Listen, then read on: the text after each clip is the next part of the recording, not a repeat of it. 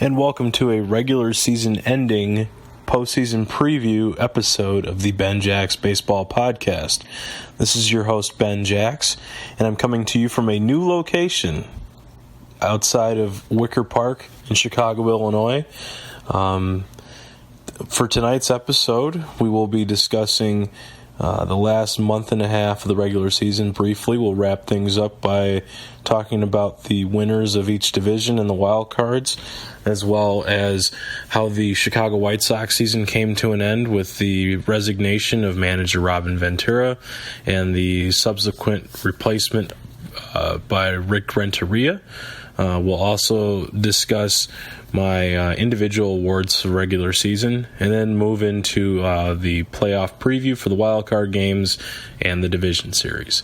So first off, to start off tonight, we'll go ahead and recognize the teams that have made it to the postseason, the way the races wrapped up, and any surprises that I felt took place with the division and wild card races. First, to start off, in the American League East, as you may know, the Boston Red Sox were able to pull away a little bit and finish things off by winning the American League East, finishing ahead of the Toronto Blue Jays and the Baltimore Orioles. The Orioles and Jays ended up getting the wild card spots. So for the second straight year, we have a division which was able to support three postseason teams. Last year was the National League Central, with the Cardinals winning the division and the Pirates and Cubs being the wild card teams. This year in the East, in the American League, it was the Bo Sox winning the division, with the O's and Jays winning the wild cards. The New York Yankees had a strong finish to their year after a couple of trades made by general manager Brian Cashman, getting rid of some of the veterans. And the young players stepping up, like catcher Gary Sanchez, played really well down the stretch for the Yankees, but they ended up finishing in fourth place. The Tampa Bay Rays had an off year. I actually thought they were going to be more competitive this year, possibly win the wild card. They ended up finishing in last place with 90-plus losses. So, for me, it wasn't really a surprise to see the Red Sox win the division. They played outstanding baseball down the stretch. Their starting pitching held up better than I thought it would. They actually had more struggles with the bullpen than I thought they would, considering they had Craig Kimbrell closing out games for them. But that lineup is so incredibly deep. There's so much young talent in that everyday lineup for the Red Sox. They can really hit. And they're a really good defensive team, too. So them winning 90-plus games and winning the division was not a shock to me. The Jays held on. They were in control in the division lead for a while there, but then they struggled down the stretch. So to see them end up getting at least the wild card and playing the home game tonight here at the Rogers Center was not too much of a surprise. The starting pitching for them was pretty solid down the stretch, with Marcus Stroman, Aaron Sanchez leading the rotation. But the bullpen was a little bit of a struggle for them. They blew some saves late in the season, notably to the Orioles in the last week of the regular season. We'll see what ends up happening with them in the postseason and whether or not their bullpen can hold up, because once again, they do have a great lineup. And so do the Orioles. The Orioles are a bit of the reverse with the pitching, where their rotation was a big question mark, but they had a really good bullpen, with Zach Britton being the best closer in baseball this year. Chris Tillman, who gets the start tonight for the O's, kind of struggled down the stretch, but he was helped out by rookie Dylan Bundy, and surprisingly, Ubaldo Jimenez came back from the dead in the last month of the season, was able to support a 2.45 ERA in September with a whip at 0.8. Only John Lester of the Cubs had a better whip down the stretch, so that was pretty surprising to see him kind of come out of nowhere. But when you're trying to make a postseason run, you usually need some contributions from some unexpected individuals. So we'll end up seeing what happens with the AL East teams that ended up making the postseason. In the Central, the Cleveland Indians ended up winning the division. They were in control pretty much all year. A couple of injuries of note for them. Carlos Carrasco and Danny Salazar are most likely out for the postseason. Carrasco for sure, and then we'll see what happens with Salazar. He had a strained forearm in his pitching arm. He threw a simulated session the other day, I believe, and they may try to give him a go if they can get past the Red Sox in the division series. Also, they actually had to push back Corey Kluber's start because I believe he had a strained calf. So he will pitch Game 2 on Friday at Progressive Field. Deep lineup with the likes of Mike Napoli, Francisco Lindor, as well as Jason Kipnis, among others. They still have Kluber at the top of the rotation. Trevor Bauer is a very capable number 2 starter. And then in their bullpen, after trading for Andrew Miller, that really solidified the back end of their bullpen. And, of course, Terry Francona is one of the best managers in the game. So they don't quite have the roster that I think they wanted in place going into the postseason, but they're still a very good team. The one surprise that I have with the postseason teams actually is in the Central, and that's with the Detroit Tigers. I actually thought that they were going to find a way to get into the postseason as one of the wild card teams, but they were unable to do so, primarily because they just couldn't hit once they got to Atlanta in that last series of the regular season. They got big-time production from Justin Upton down the stretch. Miguel Cabrera was great all year, as was Victor Martinez. J.D. Martinez was hurt for most of the year, but he came back from injury in August and was very productive. Nick Castellanos was pretty productive all year, too. So they got plentiful offense from their key contributors. And then they had a new arrival in Michael Fulmer, who is certainly a Rookie of the Year candidate in the American League. He pitched really well from the time he was called up all the way through the year. And Justin Verlander was able to regain his form. I think he's finally figured out how to pitch in his post-prime of his career, and I think he's getting geared up to have a really nice finish over the next 4 or 5 years of his career if he can continue to pitch the way he did this season. They also solidified the closer spot with Francisco Rodriguez. K-Rod was able to rebound from some up and down years and pitch really well for the Tigers this year. I thought with all those factors in place, they'd find their way into the postseason, at least into the wild card game for the American League tonight. That did not happen. And with that being said, they're sitting at home like 25, or at least like 10 other teams in the American League. So, like the other 19 teams that didn't make the postseason. In the West, the Rangers ran away with it. They ended up winning that division relatively easily. And they were able to not only win the division, but end up with home field throughout the postseason. They will take on the winner of tonight's wild card game between the Orioles and Blue Jays. They've played really well all year, basically since about May 1st. They've been the best team in the American League, in my opinion. The pitching staff led by Cole Hamels, and then Yu Darvish coming back. Colby Lewis has been pretty solid for them in the number 3 slot.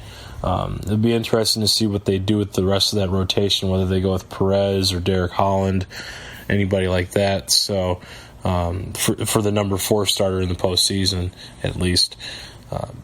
They hit the ball really well, obviously with Adrian Beltre and Rougned Odor, Ian Desmond, the move to get Carlos Gomez from the Astros after he had faltered in Houston. He rebounded really nicely for the Rangers in August and September. They've got excellent production all year from basically all their positions, and then adding Jonathan Lucroy from the Brewers, that really helped out. So heading into the playoffs, they look like a pretty formidable ball club, clicking on all cylinders, hitting, pitching, and defense. And then also Jeff Bannister's done a really nice job since he's come to Texas to be the head man there. He's done an excellent job as skipper. He was manager of the year last year, and he'll certainly be a candidate again this year, I'd imagine. So then in the National League, starting off in the NL East, The Nationals pretty much ran away with the division title. Dusty Baker's bunch was able to overcome a bevy of injuries to win that division by about 8 games over the Mets, who subsequently were able to clinch the wild card spot on the second to last day of the season, and they'll host the wild card game against the Giants, who we'll get to in a minute. First off with the Nationals, again, like I said, a team with facing injuries going into the postseason, like the Cleveland Indians in the American League. They'll be without Steven Strasburg, one of their 1-2 punch in their rotation. They'll also be without Wilson Ramos behind the plate. Ramos was having a tremendous season and was probably on pace to make some serious money in free agency. We'll see how that works out now with the torn ACL, especially for a catcher who's approaching the age of 30. That can be kind of a tricky situation. But he was having a great year up until the ACL injury, which occurred in mid-September. And then you have Daniel Murphy, who's been fighting some injuries. Bryce Harper, who has been healthy but hasn't produced the way he did last season. So I think going into the playoffs, they're going to need Harper and Murphy to be healthy and productive, obviously. And Max Scherzer will have to win both of his games in the division series for the rest of the rotation to be set up nicely to take the pressure off those guys. The Mets were able to overcome a number of injuries to their staff and underachievement from their offensive lineup to get to the postseason. Noah Syndergaard, Thor, he led the way for the Mets down the stretch. He's still considered one of the best pitchers in baseball, and he proved that, especially in the second half. I thought he pitched really, really well. Yoenis Cespedes came back from injury and was an absolute monster for them down the stretch. He, as always, proved to come up clutch, hitting a few walk-off home runs, as Drupal Cabrera hit some big home runs for the Mets in September. Jay Bruce got hot. This is a really interesting team coming into the playoffs because the offense finally seems like it's starting to click. I do question whether or not they actually have the pitching depth, which is kind of ironic because that's what this team was known for, especially last year when they got to the World Series. So we'll see what happens and whether or not Steven Matz can give it a go. I know that Jacob deGrom is out for the year, as is Matt Harvey, obviously. They still have the ageless wonder Bartolo Colon available. So if Syndergaard is able to beat the Giants tomorrow night, we'll see how they match up against the next team that I'm getting ready to talk about if they were to beat the Giants, and that is in the NL Central, the Chicago Cubs, who won their division. The Cubs obviously had a great year. I believe they have the MVP winner playing third base for them. I'll get to Chris Bryant in the individual awards in a minute, but from top to bottom, this lineup hit from opening day onward. Dexter Fowler was able to overcome his injury to have an overall all-star caliber season at the top of the order. Ben Zobrist and Addison Russell were instrumental in their defense up the middle, as well as being table setters, whether in the 2 spot or various other locations in the order, maybe hitting towards the bottom of the order. Rizzo and Bryant, obviously the power in the middle. Jason Hayward struggled with the bat but played very good defense. They showed their depth with some young guys along the way, like Javi Baez and Almora playing left field for them a little bit. Matt Sheezer playing in the outfield. This is a very deep Cubs team, obviously, and they have a great rotation as well. Kyle Hendricks and John Lester will most likely be candidates for the Cy Young Award at the end of the year. Jake Arrieta had his struggles, but he's still a very, I think any team would take him as a number 3 starter going into the playoffs. John Lackey gives you a ton of experience going into the postseason. Aroldis Chapman, the great flamethrower, say what you want to about him off the field, but he's as dominant as they come as a closer. And then Joe Madden, what else can you say about him? He's been a terrific manager for this team. Continuing to do a great job as he did with the guys that he had in Tampa in years prior. come back and wrap things up by talking about the Dodgers and Giants, and then we'll move on with my individual awards. Are you looking for a great way to promote your business? Is your beer league softball team looking for more recognition? Do you need airtime to destroy your political rivals? Then contact the Ben Jacks Podcast, and this space could be yours for a fraction of the price of those greedy corporate podcasts. And welcome back to the regular season wrap-up and postseason preview episode of the Ben Jacks Baseball Podcast. This is your host, Ben Jacks, and just coming back and discussing the teams that will be participating in the 2016 MLB playoffs. We went through all the divisions except for the NL West in the first segment.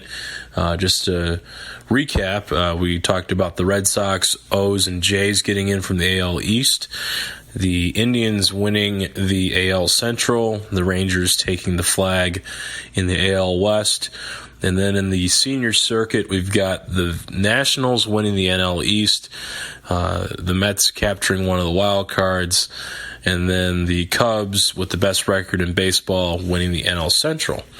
So as we move on to the NL West, we'll start off by talking about the division winners, the Dodgers. Another team that suffered a series of injuries this year. I read that Sport Track was able to conclude that they had more players on the disabled list in terms of collective days on the calendar than any other ball club in the big leagues. And they were still able to win the division. So that tells me that Dave Roberts should probably be up for the NL Manager of the Year award, with that being the case. They were able to withstand an injury to the man who was considered the greatest pitcher in baseball up to this point. That being, of course, Clayton Kershaw. He had the back injury and minor surgery, but he was able to come back in September and pitch for the Dodgers in the latter portion of the season. And then you have the Yasiel Puig saga that took place in August when they sent him down after the trade deadline when they couldn't move him. Then they brought him back up in September, and he looks like a new man and a new player, and was a big contributor for them down the stretch.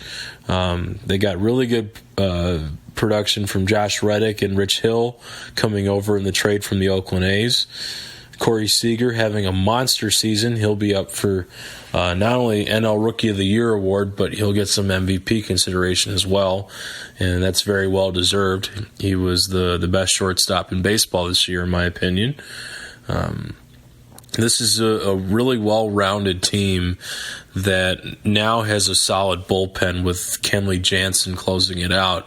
This is probably the best year that he's had in his career to date. So I would say that at this point in time, this is probably the deepest Dodger team that we've seen in this era of Dodger baseball. And it comes, of course, at the very end of the legendary Vin Scully's career. I would like to go ahead and pay tribute to Vin. I obviously growing up in the Midwest didn't hear too many of his games on Dodger television, but I've heard a lot of the clips over the years, from the Buckner call on the ground ball through his legs to the Kirk Gibson home run, even going all the way back to his days when the Dodgers were an East Coast team playing in Brooklyn, doing those World Series against the Yankees in the 50s. He's just an absolute legend, and the game will certainly miss him. I know that Dodger fans were pretty emotional, and the Dodger players, especially after the last home game when he got a chance to call a walk-off home run to win the NL West for the Dodgers. Certainly he will be missed by fans across the big leagues, even those like me who didn't get to hear him broadcast too many games in his career. So you have the Dodgers who won the NL West. They'll be taking on the Nationals in the division series. They have the third best record in the National League. And their rivals up the California coast were able to make the postseason as well. The San Francisco Giants, who have already won 3 world championships in this decade, will be back in the postseason for the 4th time in 7 years. This is a team that's, they have an excellent rotation, obviously, with Madison Bumgarner, Johnny Cueto, two guys that are going to be up for Cy Young consideration. Matt Moore has pitched really well in September, with the exception of a couple of rough starts once he first came to San Francisco from Tampa. But he's pitched pretty well as of late, throwing a gem to get them into the wild card game against the Dodgers on Sunday. He pitched really well.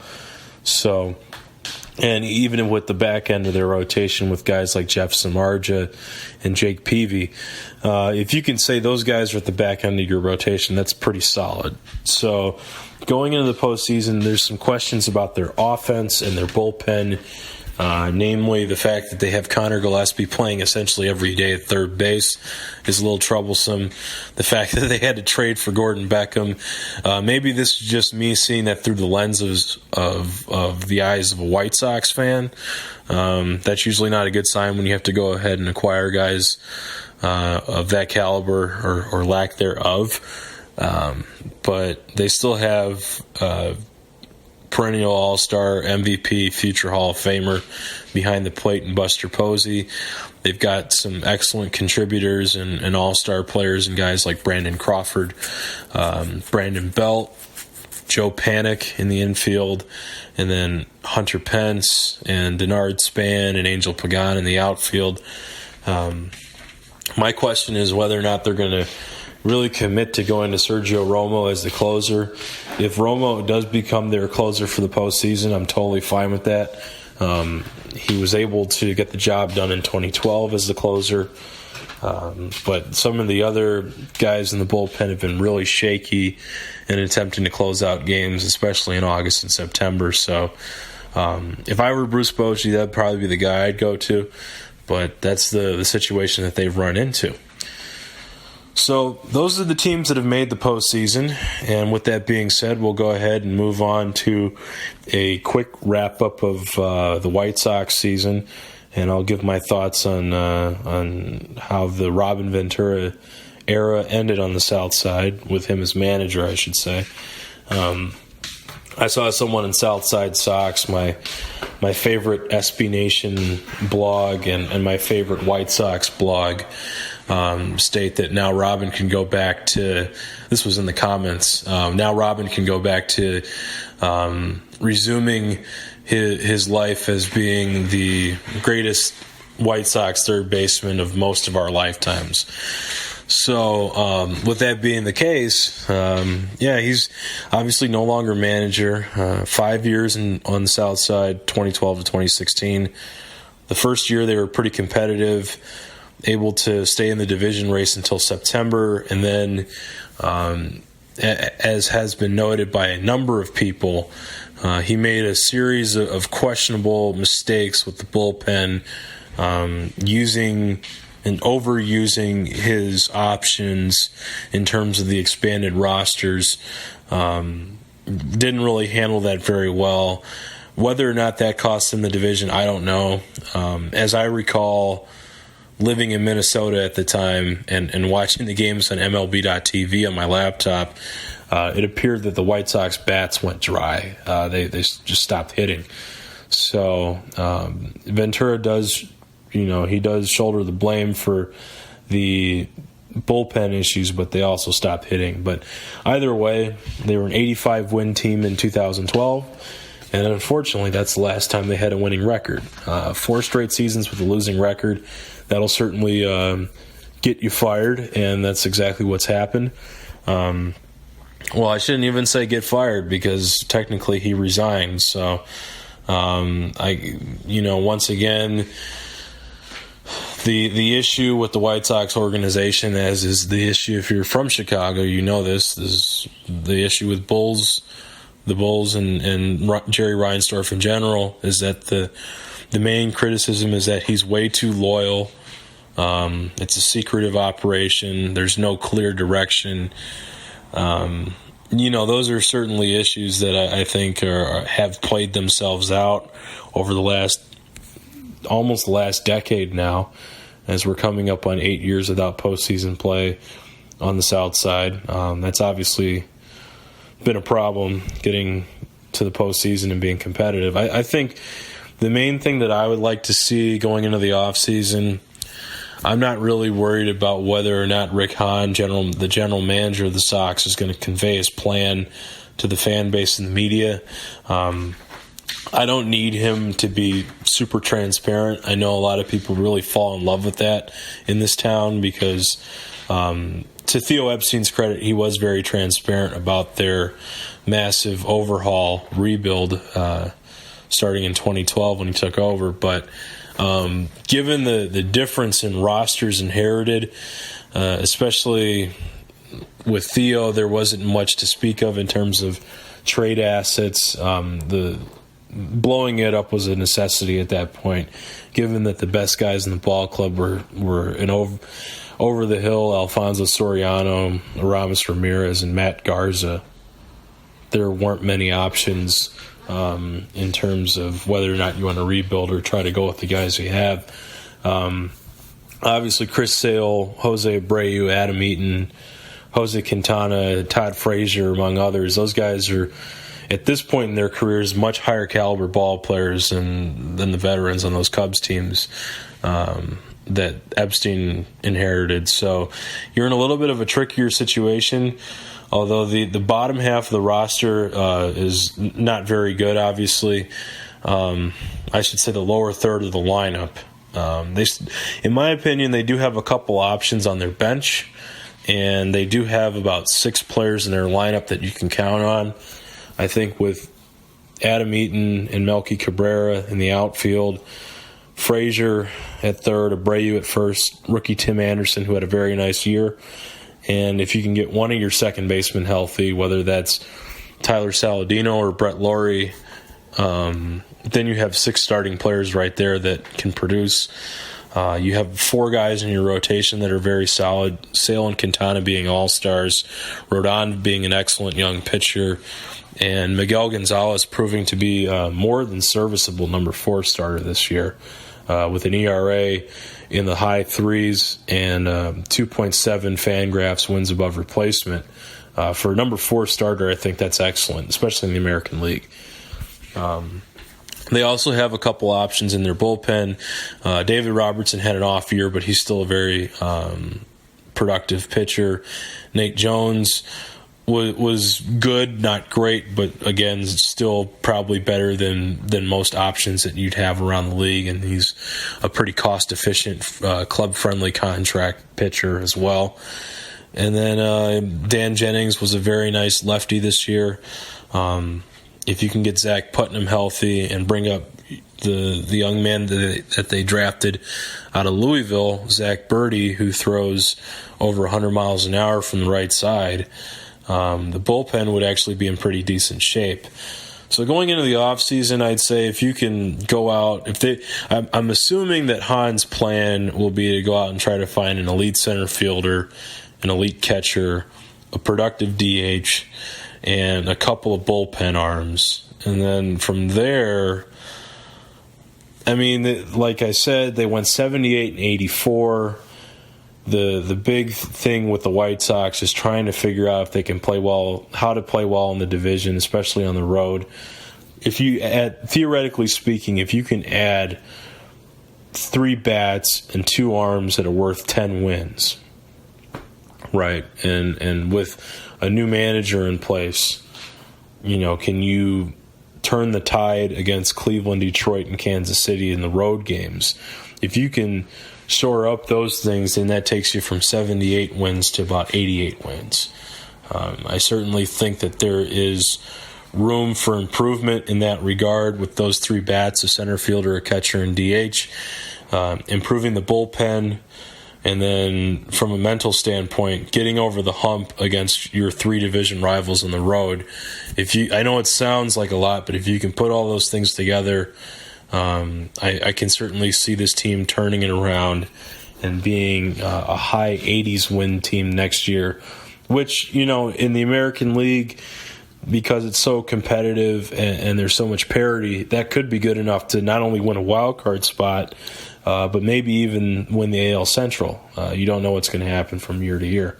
So my conclusion is not for fans to jump to conclusions about what this team should do in the offseason. And I still believe that this core that the White Sox have currently, if built correctly around them, can be a playoff team next year. So we'll be right back with the regular season individual awards and my postseason picks. Are you looking for a great way to promote your business? Is your beer league softball team looking for more recognition? Do you need airtime to destroy your political rivals? Then contact the Ben Jacks Podcast, and this space could be yours for a fraction of the price of those greedy corporate podcasts. And welcome back to the regular season wrap-up and postseason preview episode of the Ben Jacks Baseball Podcast. This is your host, Ben Jacks, and in the first two segments, I wrapped up the regular season by discussing the division and wild card winners, as well as talking about the White Sox season in review and what they need to do in the offseason to improve their chances for being more competitive in 2017. So moving on, we're going to go ahead and discuss who my individual award winners are for the 2016 regular season. I'll go ahead and start in the American League with the Most Valuable Player Award.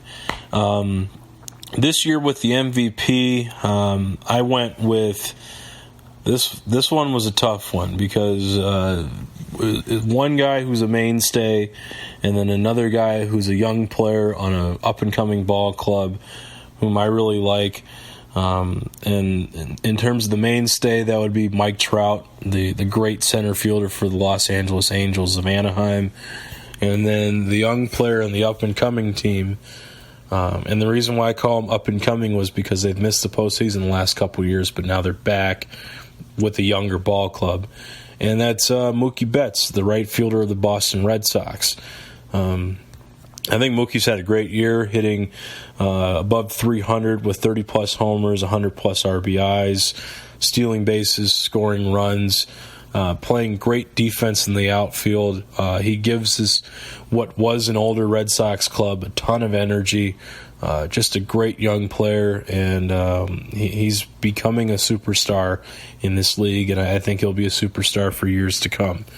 Trout, on the other hand, has had another historic season. Fangraphs wins above replacement above 9. Baseball Reference wins above replacement above 10.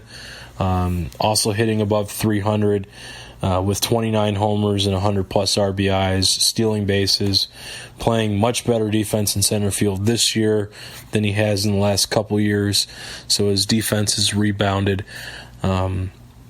With the historical numbers that Trout's put up, as much as I love the way that Mookie's brought the energy to the Red Sox ball club, has played great baseball all year, I'm going to have to give Trout the near edge for the award. I think it's a close race, but I think Mike Trout, deservedly so, will go ahead and win his second MVP award.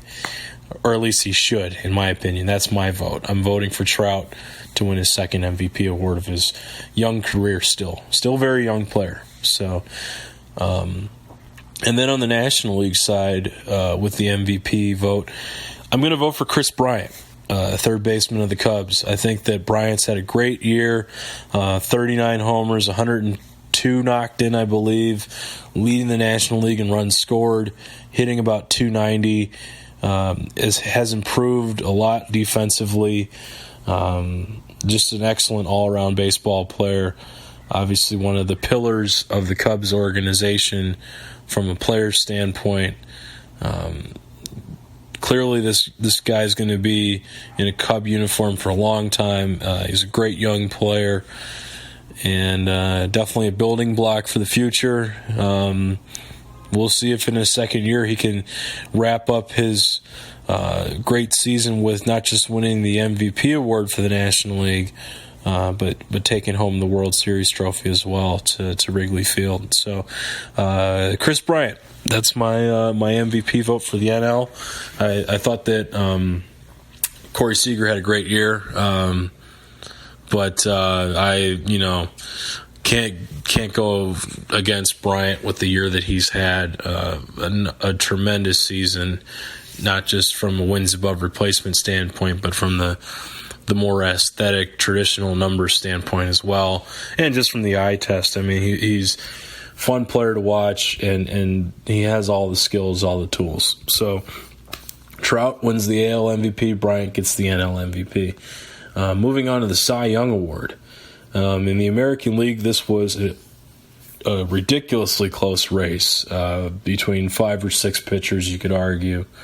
I'm going to go ahead and try to narrow the field a little bit down to about 4 guys. To me, the final 4 in the running were Corey Kluber of the Indians, Justin Verlander of the Tigers, Rick Porcello of the Red Sox, and Chris Sale of the White Sox. All 4 guys had really good ERAs, won a ton of games for their teams, high strikeout totals, except for Porcello. He's not a big strikeout guy, but Kluber, Verlander, and Sale certainly racked up the Ks this year.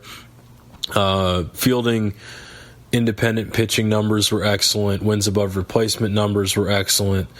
So you're talking about an elite group of guys that were battling for this award. It was very even down the stretch. To me, this is a really tough award. I'm going to go ahead and eliminate my guy, Chris Sale, because as a White Sox fan, I got to see almost every start that he made this year. And to me, I felt like he had too many big innings where he gave up multiple runs, gave up multiple run homers. Sometimes he'd leave the ball up in the zone and it'd get hit pretty hard. He had an excellent year. There were times where he was really dominant. There were times where he struggled with his command. There were times that he didn't have great stuff and he got hit hard. So for me, he had another great year. He deserves to finish in the top 4 in the vote, but I'm not going to pick him to win the Cy Young. Rick Porcello, another guy who's had a great year, won a ton of games. I think he had the best, or he was tied for the best wins above replacement of any pitcher in the American League. But for me, I think he was a beneficiary of a great Red Sox team, both from an ERA standpoint and obviously with the 20-plus wins. I'm not going to – you can't really hold it against the guy that he won 20 games, but I think that there were certainly other guys that pitched really well this year besides him. So I'm not going to be voting for Porcello either. So for me, it comes down to Verlander and Kluber.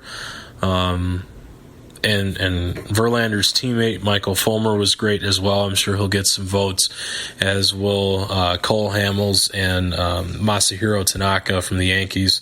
Those guys will all get votes. But for me, the top 2 are Kluber and Verlander. And with that being the case, I'm going to go with Kluber. I thought that he had a slightly better year. He to me, looked like the more dominant pitcher for the entire season. It took Verlander a little while to get going, but once he figured it out, like I said, he looked like one of the best pitchers in baseball again, especially in the second half, whereas I thought that Kluber was excellent all year. It's just that he didn't start winning games until mid-May because he wasn't getting any run support in the first month and a half of the season, and his defense wasn't very good in the first month and a half of the season. The guys behind him didn't catch the ball very well, but the thing about Kluber was that he maintained his ability to command the strike zone. His stuff was as good as ever, struck out a ton of batters, ended up with a pretty low ERA, won 16, 17 ball games. So to me, I think that Kluber's my Cy Young Award winner. And then on the National League side, this was a pretty close race as well. Guys like Max Scherzer, John Lester, Kyle Hendricks, and Noah Syndergaard. For me, those were the top 4 pitchers in the NL. Jose Fernandez, may he rest in peace, also had an incredible season prior to his tragic passing in late September, actually the night before he was getting ready to make his second to last start of the year. So for me, I'd love to posthumously give this award to Fernandez. He had a great year. But if we're going to judge it by the overall season from start to finish and who was the most dominant pitcher, not just in terms of ERA, but striking guys out, not walking batters, not giving up a lot of home runs, my Cy Young Award winner is Noah Syndergaard from the New York Mets. I thought that him and John Lester, to me, were the top two pitchers in the NL basically all year. Like I predicted, Lester was able to make that transition in the second year better than he did in the first year in the National League. He got used to pitching in the NL. He got used to pitching in Wrigley, and it all came together for him. He had a great year, and if he were to win it, I would have no issues with it. But I went with Syndergaard because I felt like he was slightly more dominant, really carrying the Mets staff when they had a bevy of injuries with Harvey and DeGrom going down in particular. I thought he was particularly dominant most of the year. So that would be my vote for the National League Cy Young is Noah Syndergaard from the Mets. And then my Rookie of the Year votes in both leagues. So in the American League, my Rookie of the Year is Michael Fulmer. I give Fulmer the edge over Yankee phenom catcher Gary Sanchez because Fulmer was up for the full year for the most part. He got called up, I believe, in late April and pitched really well throughout. So for me, it's kind of, unless the guy, obviously Gary Sanchez, he had an off-the-charts season, but he was only up for about 2 months or so. So I don't even know if he had enough at-bats for next year not to qualify as his rookie year, kind of like Seager did last year. So I'm going to end up going with Michael Fulmer. And then speaking of Seager, that's who I'm going with in the National League. Corey Seager from the Dodgers. Great, first full season at shortstop for Dodger Blue. He pitched incredibly well. So that's my pick for NL Rookie of the Year. And then with the Manager of the Year awards, in both leagues, there's a ton of guys which we can reward. In the National League, the guys that led their teams to the postseason, of course, Joe Madden obviously is one of the guys at the top of the list for the Cubs. Dusty Baker, able to revitalize that clubhouse in D.C. Terry Collins had a tough year, but he still got the team in the postseason. And then, of course, in the West with Bochy, he's one of the best managers in the game.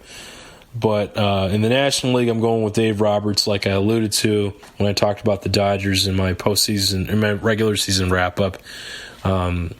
Dave Roberts, to get that team to the postseason with the number of days spent on the DL by his regulars and the guys in his rotation, losing his best pitcher, the franchise player in Clayton Kershaw, and still come out on top over their main rivals, incredibly impressive, especially in his first year as manager, and to handle that Yasiel Puig debacle, and not only to handle the situation and discipline the guy, but then have him come back, revitalized, ready to go. That means that the guy's buying in. So to win over the clubhouse, have everybody buy in, and able to overcome injuries like that, I'm going to go ahead and reward a guy for a job well done. So Dave Roberts gets my NL Manager of the Year award. And then in the American League, again, another team that's faced injuries and playing in a pretty tough division to get back to the postseason. I think this was kind of a two-horse race between Buck Showalter and the guy I'm about to name, and that's Terry Francona. I went with Francona over Showalter because I think with the Orioles, it was more of a sure thing because Showalter had taken this team to the postseason twice. He's done a great job in Baltimore. He's always been a pretty good manager, but he's a guy who's improved with time, with different jobs, going from the Yankees to Arizona to Texas and now Baltimore. He's improved with every gig that he's gotten. But instead of going with Showalter, I'm going with Francona because To manage losing your number 2 and 3 starters, to get zero production from the catcher spot. And with all that being said, and losing Michael Brantley to injury, Marlon Byrd to PED suspension, and piecing together that outfield, I'm going to go ahead and give Tito the Manager of the Year award. So those are my main awards, the MVP, Cy Young, Rookie of the Year, and Manager of the Year awards. Once again, in the American League, the rundown will be Trout, Fulmer, Francona, and Kluber. And then in the NL, Bryant, Seager, Syndergaard, and Roberts. Be right back with the postseason picks. Are you looking for a great way to promote your business? Is your beer league softball team looking for more recognition? Do you need airtime to destroy your political rivals? Then contact the Ben Jacks Podcast, and this space could be yours for a fraction of the price of those greedy corporate podcasts. And welcome back to the final segment of tonight's episode of the Ben Jacks Baseball Podcast. This is your host, Ben Jacks. And thus far, we've wrapped up the regular season by talking about the teams that got in to the postseason. We went over the White Sox season in review briefly, and we also discussed my individual awards for the 2016 regular season. Now, we'll go ahead and wrap up tonight's episode by making my postseason picks. And we'll start, going in calendar order with tonight's ball game, the wild card matchup, which is getting ready to take place between the Baltimore Orioles and the Toronto Blue Jays in the American League. For tonight's game, I'm going to go ahead and pick the O's. I know it's a home game for the Jays at the Rogers Center. That's a very tough venue to play in. But the Orioles, they've had pretty good success against Marcus Stroman. I was reading that he had a relatively high ERA against the Baltimore Orioles going into tonight's game. I think it's actually up over 7, which is crazy high. And then I just figured that if Tillman could keep the powerful Jays bats at bay, which is a big if. I mean, obviously Toronto can really hit. But if they're able to keep the Jays from scoring too many runs and the O's can jump out on Stroman, Baltimore's bullpen lines up a hell of a lot better than Toronto's bullpen.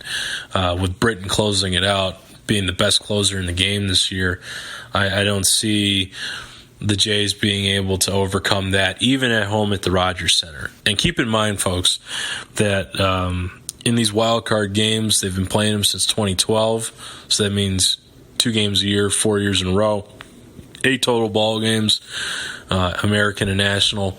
The road team is 6-2 in these games. Only the 2013 Pirates and the 2014 Royals, when they made that crazy comeback over the Oakland A's, those are the only 2 times that the home team has won the wild card game.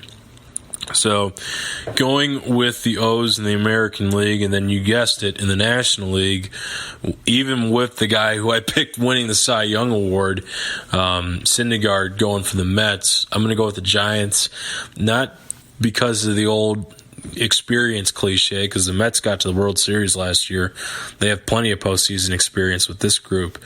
I just think that Bumgarner at home against basically the only righty bat that he has to worry about is Cespedes. Cespedes can win a game by himself. He's that good at the plate, especially in big games. But Madison Bumgarner in the postseason, it's just hard for me to bet against that guy. So I got the O's and Giants moving on in the wild card games. And then in the division series, we'll start in the American League. First matchup would be Baltimore and Texas. I'm going to pick the Rangers, and I'm just going to pick the Rangers regardless of who they face. I think that they have the most complete team in the American League. Their starting pitching is pretty solid, especially with Cole Hamels and Yu Darvish and Colby Lewis at the top of the rotation. I think that the bullpen's been pretty solid with Dyson closing games out. They have a really good lineup. Carlos Gomez coming around, Ian Desmond, Of course, Adrian Beltre, who's a future Hall of Famer, in my opinion. He's only a few hits shy of 3,000 now, so he's getting up there. Rougned Odor, he's kind of crazy, but he's a good second baseman. Elvis Andrus, solid at short. They're just a good all-around team. And Jeff Bannister, I think he's learned from the mistakes that he might have made as a manager in games 3, 4, and 5 last year against Toronto. So, assuming they, obviously they're going to have home field. I think that assuming the pitching matchups line up right, I'm going to go with the Rangers to beat the O's or the Jays in the division series. On the other side of the bracket, the Red Sox and the Indians, the Tribe have home field advantage in that series, but the way the pitching rotation lines up for both teams, right now it kind of looks like Corey Kluber's only going to start one game and be available in relief in Game 5. He'll start Game 2, and that means that Trevor Bauer is going to get the ball in Games 1 and 4, or 1 and 5, and then 3 and 4 are to be announced. The Red Sox, on the other hand, I believe they'll trot out their Porcello in Game 1, Price in Game 2. I would imagine that Wright would get the ball in Game 3. And then from there, I don't know if they'd go back to Porcello and then Price again in Game 5, shorten it up, or what John Farrell plans to do. But either way, I think the Red Sox have a slightly deeper rotation, and then their bats against the beat up, injury-plagued Indians rotation. I might have picked differently if the entire Indians roster was healthy. They might be not just my pick to beat the Red Sox, but also my pick to win the American League this year. I'm going to go with the Red Sox to win that series and face the Texas Rangers in the ALCS. On the NL side of the postseason bracket, starting with the Cubs and Giants. Now this one is a little different. If the Cubs face the Mets, unlike in the American League when I said I think the Rangers can beat either team, this one to me seems clear-cut that if you're a Cubs fan, you'd much rather face the Mets than the Giants. And I know it sounds kind of crazy because the Cubs haven't fared too well against the Mets in the last couple of years, especially after getting swept in the division series this year in regular season play. I believe the Mets won 5 out of the 7 games that they played. At this point, though, the Mets are pretty beat up, and I think the Cubs would beat the Mets in 3 or 4 games. I think that would be a pretty lopsided series. But I'm picking the Giants to win the wild card game, so I think the division series will be a little bit of a different story. I think based on the pitching matchups, if we go down the line here, Lester would probably face Cueto twice. And then you'd get Matt Moore and Kyle Hendricks in Game 2 at Wrigley, Bumgarner and Arrieta in Game 3, and then Lackey against probably Samardzija in Game 4, with Bumgarner ready in relief if Cueto falters in Game 5. That is the added caveat that I don't think a whole lot of people are talking about. You better believe that Bruce Bochy will have Madison Bumgarner ready in relief, long relief, if things go awry with Cueto in Game 5. With that being said, until somebody beats Madison Bumgarner in a series, because he's one of the few starting pitchers I've ever seen, other than maybe Randy Johnson or Pedro or Curt Schilling, who could win a 5-game series by himself. I'm going to go ahead and say it. I think the Giants are going to win in 5 games. I think that Bumgarner in the postseason has been incredible. Unless something changes, I think he's going to be great again this time around. And then I think they're going to find a way to. My guess would be Matt Moore will pitch really well in his game, and with the Giant lineup having a number of lefties in it, they could have some pretty decent success against Kyle Hendricks, even at Wrigley. So I'm going to say the Cubs win Game 1, the Giants win Games 2 and 3. Lackey beats Samardzija in Game 4, and then, like I said, Bumgarner comes in relief in Game 5 and beats the Cubs, kind of the way that he beat the Royals in the 7th game of the World Series 2 years ago. And then in the last series, Dodgers-Nationals, I'm going to pick the Dodgers. I just think that at this point, the Nationals are pretty beat up, and the Dodgers look like they're ready to make a run, maybe towards the World Series. So with their pitching and their depth in the lineup, they seem like the deeper club. I'm going to go ahead and pick them to beat the Nationals in either a sweep or a 4-game series. So we move on to the NLCS and the ALCS. In the American League Championship Series, we've got the Red Sox and the Rangers. And in the NLCS, we have one of the greatest rivalries in the history of baseball. Two ancient rivals from going from coast to coast, and that's the Dodgers and Giants. So, in the American League, this is a tough one. I think the Red Sox lineup, again, is just so deep. It kind of reminds me of the Indians in the mid to late 90s, just the way they hammer the baseball. But they've got some team speed, and they can play some defense. I think their pitching at the top is a little bit better because if you consider David Price the number 2 starter at this stage in his career, behind Porcello, who won 22 games, I think, he's better than any other number 2 that the Rangers would throw out there. So I'm going to go ahead, even with some of the shakiness from Craig Kimbrell down the stretch as a closer, I'm going to pick the Red Sox to win in about 6 games, 6-7 games. It's going to be a good series. Even down in Texas, I think they can win a couple games. So I'm going to go ahead and pick the Red Sox to win the American League pennant. The NLCS, 2 great rivals, Dodgers and Giants. It'll be the first time they've played any sort of playoff series since Bobby Thompson hit the home run off Ralph Branca. I think it would be an incredible series. Actually, I am wrong about that. I'm going to go ahead and correct myself here. Errors and omissions. 62, those 2 teams duked it out for the NL pennant on the West Coast when they first moved out there. And in 62, the Giants came out on top again, and I think it was Willie Mays that hit a big home run off of Drysdale or something like that to win I think it was a 1-game playoff or a 3-game playoff to send the Giants to the series to play the Yankees. So wrong about that. But back to my point here. Very difficult series to pick.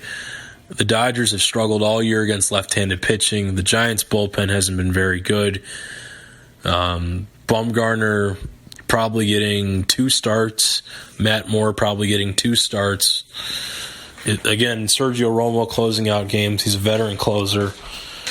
The Giants don't have a great offense. The Dodgers do. They have a much better offense than the Giants. This, to me, on paper, looks like a 7-game series, meaning that you'd get Bumgarner against Kershaw at Chavez Ravine in Game 7, probably, which just thinking of that is like, holy crap, that would be incredible. With that being the case, I will pick Madison Bumgarner because of his track record. I'll go ahead and pick the Giants to get to the series to face the Red Sox. And in that series, I think that talent will finally win out. The Giants' magical postseason run will come to an end, and the Red Sox will send David Ortiz out on a positive note, on top, if you will, winning a world championship. I'm going to pick the Red Sox to beat the Giants in 6 games. I think that lineup is loaded. Pitching staff is good, not great, but they hit a ton. And Craig Kimbrell, I think, will find his form just in time for the postseason and be the lockdown closer that they need. And they're also a great defensive team, and that'll give John Farrell his 2nd World Series ring. So hopefully he can stop sweating the job security situation. So that'll wrap up tonight's episode. I picked the Red Sox to beat the Giants to win it all. I hope you guys have enjoyed our podcasts, as sparse as they've been since the All-Star break, throughout the season.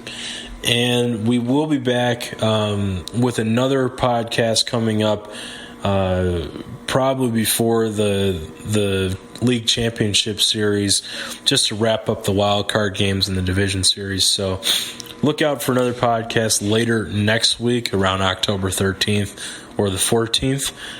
And for my executive producer, Kevin McGrath, this is yours truly, Ben Jacks, signing off.